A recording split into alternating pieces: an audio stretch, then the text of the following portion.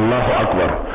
Waɗannan malamai ne na ahlus sunna da Ibn Taymiyyah ya tara su ya karantar da su karatu tun suna matasa har suka waye gari suka zama su ne dattawan musulunci, suka wa wannan addini da wannan sunna hidima wadda yake bayan su ba a sake samun wata makaranta wadda ta wa addinin musulunci irin makarantar Ibn Taymiyyah ba.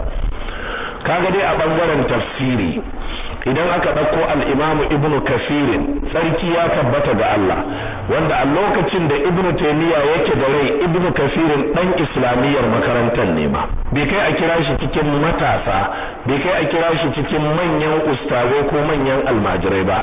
Ina ba ka ɗauki Ibn Kasirin ka saka shi sawun su Mizzi da Ibn ainihin wato Az-Zahabi da Ibn Qayyim, yaro ne ɗan ƙarami amma ya kwankwada daga cikin madarar albarka ta ilimi ta makarantar.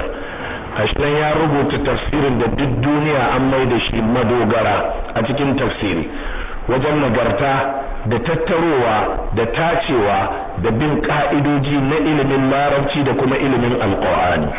Wannan shine Isma'il Abul Fida Ibn Kathir da Dimashqi, Allah madaukakin sarki ya gafarta mishi. Idan aka dawo bangaren aqida kuwa, to wannan tun daga mai makarantar har ɗaliban makarantar babu wani wanda bai rubutu a ɓangaren ba.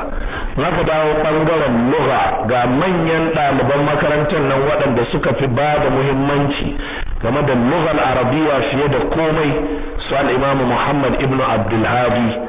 Karanta ɗan ƙaramin littafin shi a cikin nahau da sarf da ya sanya wa littafin at-tarafa fi nahwi. Wannan littafi na daga mafi ingancin littafi a duniyar nahau, daga makarantar Ibn Taymiyyah aka rubuta shi. Bangaren hadisi kuwa sarki ya tabbata ga Allah, fa haddith bila haraj.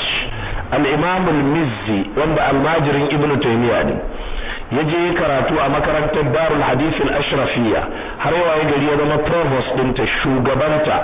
Ya zo ya yi rinka yin rubuce-rubuce a ɓangaren hadisi da tarihin mazajen hadisi, wanda har yau ba a samu wanda ya rubutu irin nashi ba. Mafi girman littafi tatacce da ya rubuta shine littafin Tahzibul Kamal a cikin mujalladi 35 zuwa 36.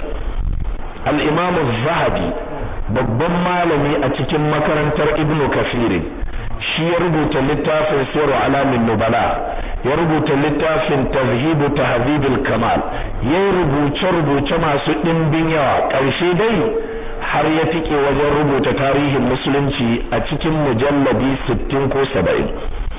Waɗannan su ne 'yan makarantar Ibn Taymiyyah. Tsakaninku da Allah waɗanda kuke zagin Ibn Taymiyyah, kun san Ibn Taymiyyah da almajiran shi suna da wannan alheran? A duk duniya za ka iya fitar da mutum ɗaya wanda aka tattara fatoyin shi fatawa kawai ban da rubuce-rubuce mujalladi 35 a duk duniya? Ba a samu wannan ba.